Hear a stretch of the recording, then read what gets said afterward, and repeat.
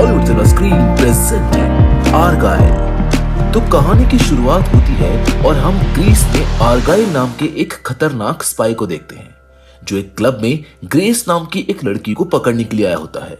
थोड़ी देर में वहां पर ग्रेस आ जाती है जिसे खुद भी पता होता है कि आर्गाइल उसको ही पकड़ने आया है, लेकिन फिर भी दोनों एक दूसरे के साथ डांस करते हुए फ्लर्ट करने लगते हैं। जिसके बाद ग्रेस एक चुटकी बजाती है जिससे पूरा क्लब आर्गाइल को सीधा गन पॉइंट पर ले लेता है, लेकिन आर्गाइल की टीम भी बाहर स्टैंड बाय पर होती है जिसके एक इशारे पर कियारा नाम की एक एजेंट पूरे क्लब में स्मोक छोड़ देती है जिससे आर्गाइल क्लब से बाहर निकल आता है। लेकिन तभी वहां पर ग्रेस अपनी बाइक से आ जाती है और उनके ऊपर फायरिंग करने लगती है। फायरिंग के दौरान कियारा को भी गोली लग जाती है। अब क्योंकि कियारा जख्मी थी इसलिए आर्गाइल को कियारा को बचाना था, लेकिन तभी उसके बॉस डॉक्टर फाउलर उसको कॉल करके कहते हैं कि तुम्हें किसी भी हाल में ग्रेस को पकड़ना होगा, कियारा को हम लोग देख लेंगे।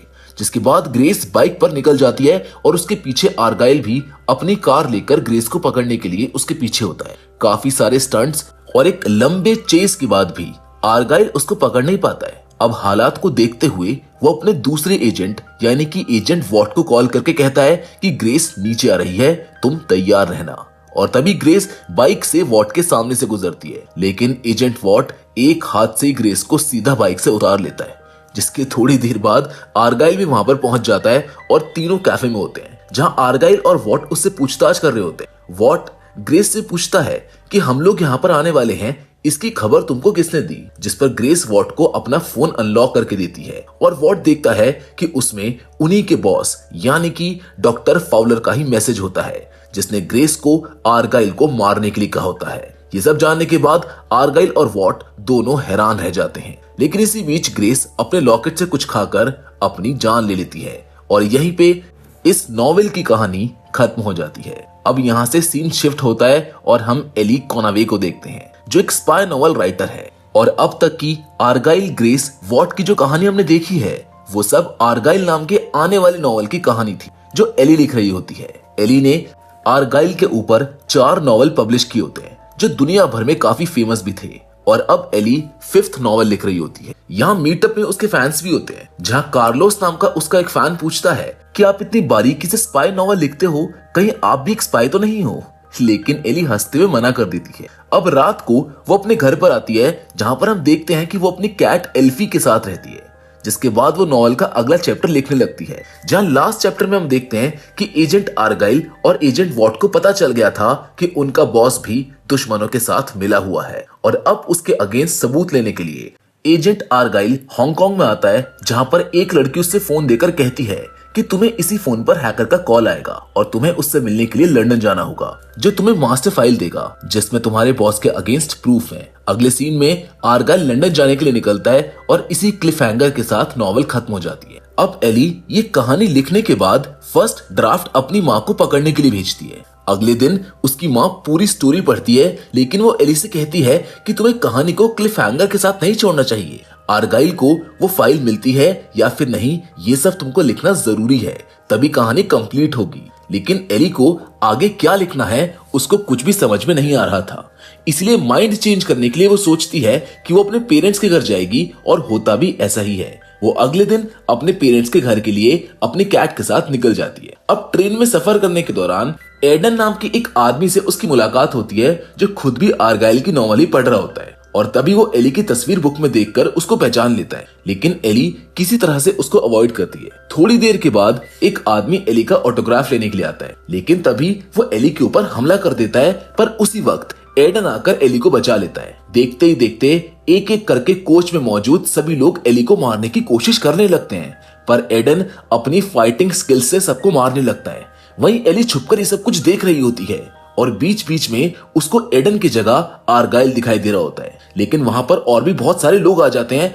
और एडन से फाइट करने लगते हैं।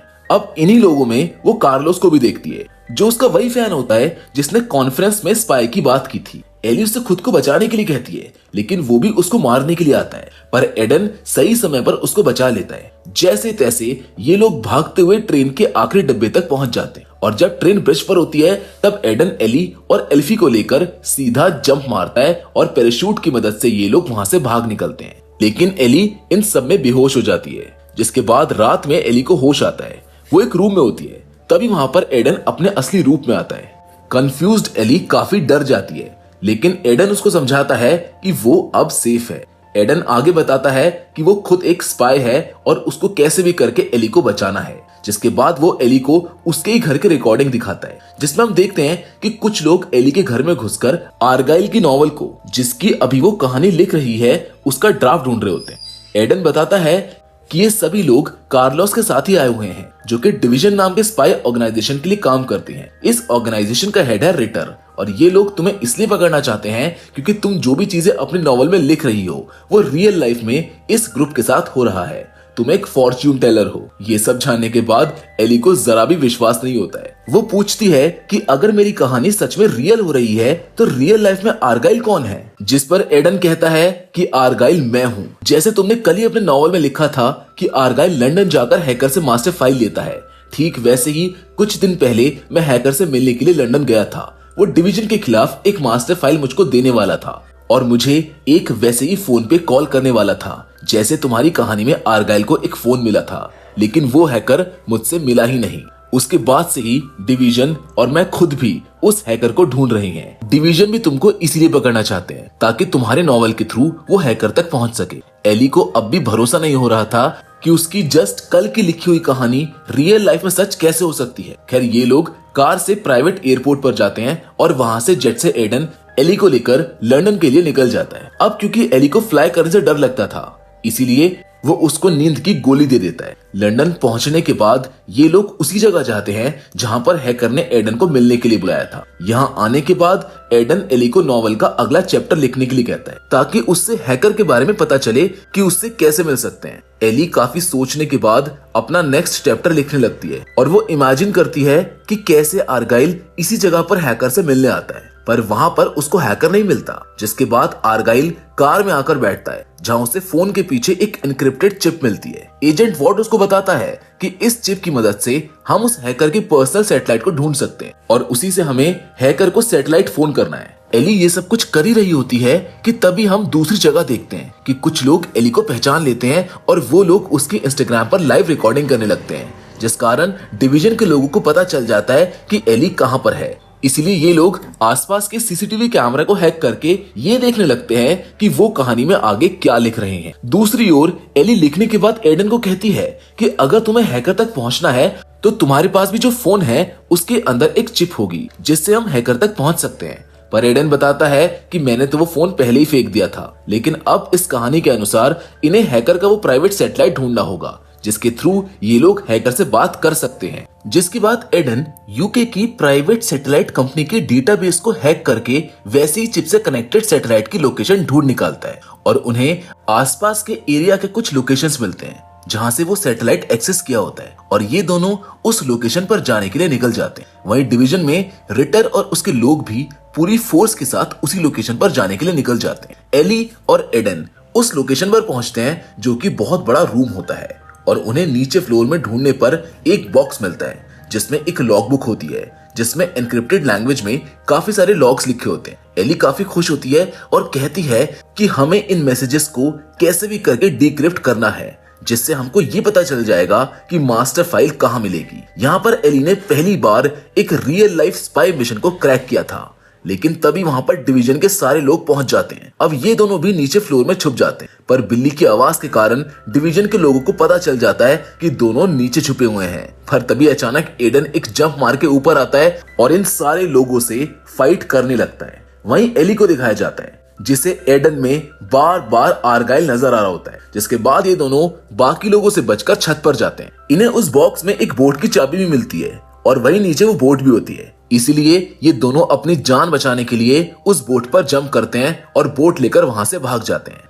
अब रात में ये लोग एक मोटेल में रुकते हैं, जिसके बाद एडन वॉशरूम में जाकर किसी आदमी से फोन पर बात करने लगता है और कहता है कि एली को अभी तक कुछ भी नहीं पता चला है कि हम कौन हैं और मैं जल्द से जल्द उसको तुम्हारे पास लेकर आऊंगा। और यहाँ पर एडन की बातें एली सुन लेती है, जिससे वो समझ जाती है कि एडन भी दुश्मनों से मिला हुआ है, इसलिए वो उस बुक को और एल्फी को लेकर वहां से भाग जाती है। जिसके बाद वो रोते हुए एक टेलीफोन बूथ के पास आती है और अपने पेरेंट्स को कॉल करती है, जिन्हें वो सारी चीजें बताती है। वो कहती है कि ये कॉल भी ट्रैप हो रहा होगा, इसीलिए आपको तुरंत लंदन आना है।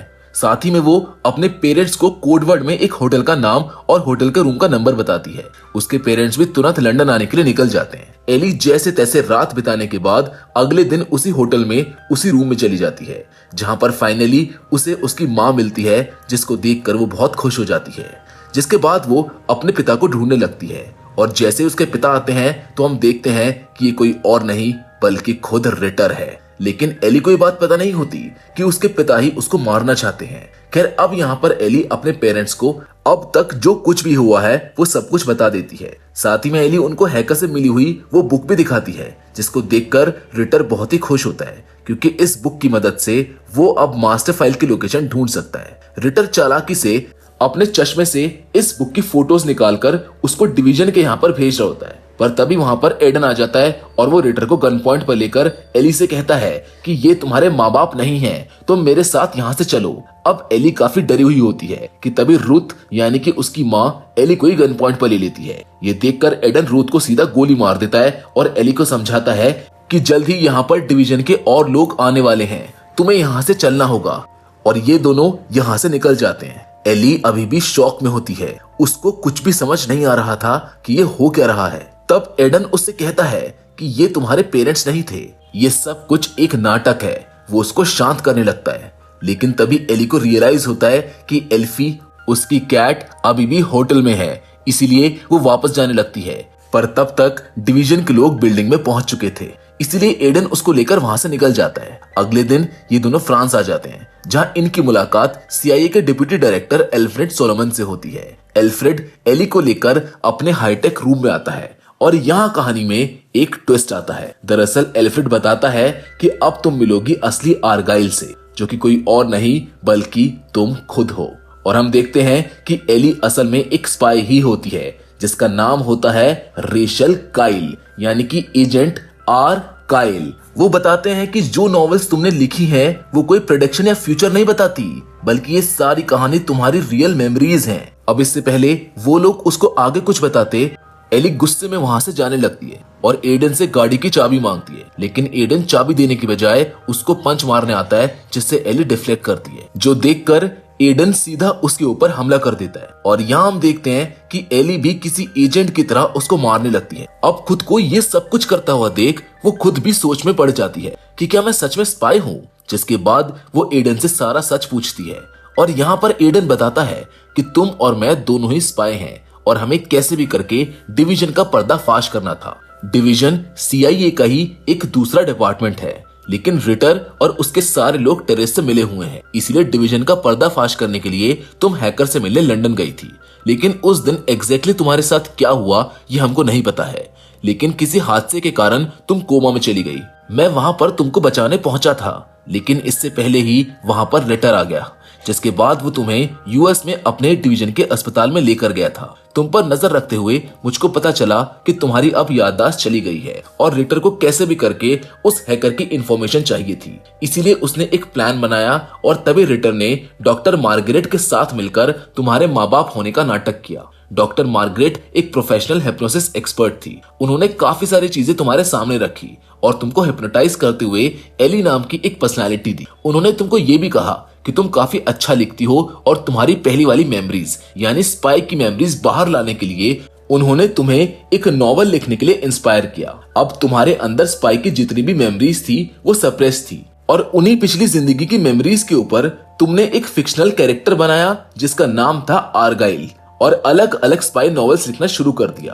तुम्हारे लिए ये बस एक नॉवल थी, लेकिन इन नॉवेल्स के जरिए रिटर को रियल लाइफ में काफी सारी चीजें पता चली। अब तुम आखिरी हिस्से के काफी करीब थी, यानी कि एक बार वो हैकर मिलता तो रिटर का काम होने ही वाला था, इसलिए वो तुमको मार देता। ये सब जानने के बाद एली काफी ज्यादा हैरान हो जाती है। अब एडन आगे बताता है कि मैं पिछले 5 सालों से तुम पर नजर रख रहा हूँ। तुम्हारे आसपास इतना ज्यादा पहरा है कि मैं तुमसे मिल भी नहीं सकता था, इसीलिए रिटर को रोकने के लिए मुझे वापस अल्फ्रेड की मदद लेनी पड़ी। अल्फ्रेड ने सीआईए को रिटर के बारे में सारी जानकारी बता दी थी, लेकिन रिटर ने अल्फ्रेड को ही उल्टा उसमें फंसा दिया, जिस कारण अल्फ्रेड यहाँ पर छुपा हुआ है। एडन कहता है कि तुम एक सीआईए एजेंट हो और इसीलिए डिवीजन ऑर्गेनाइजेशन ने तुम्हें उनके मिशन के लिए हायर किया था और अब हमको रिटर को पकड़ना है। साथ ही वो सारे कैरेक्टर्स के नाम भी बताता है, यानी कि आर्गाइल दरअसल में तुम हो और एजेंट वॉट मैं हूँ।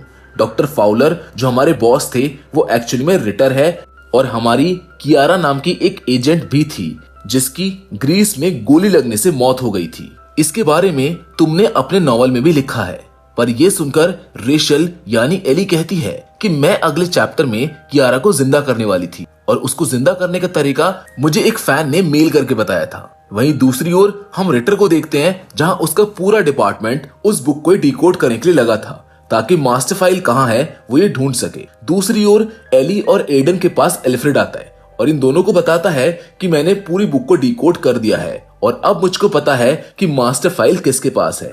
ये सबा अल बदर नाम की एक औरत के पास है जो कि एक सीक्रेट कीपर है। फाइनली ये लोग सबा के पास जाते हैं जहां इन दोनों को वेट करना था, इसीलिए दोनों डांस करने लगते हैं। डांस करते हुए एडन एली को बताता है कि जब वो एजेंट थी तब हम दोनों एक दूसरे से प्यार करते थे। इस बात से वो थोड़ी हैरान होती है, जिसके बाद सबा एली को बुलाती है और उसकी आइडेंटिटी कंफर्म होने के बाद उसको पेन ड्राइव दे देती है जिसको एली चेक करने लगती है, जिसमें उसको डिवीजन के सारे लोगों की डिटेल्स मिल जाती हैं। लेकिन तभी उसको वहां पर खुद का भी फोटो मिलता है, यानी कि एजेंट रेशल वो भी डिवीजन के साथ मिली हुई थी, जिसको देखकर वो काफी हैरान हो जाती है और पैनिक होकर नीचे आने लगती है।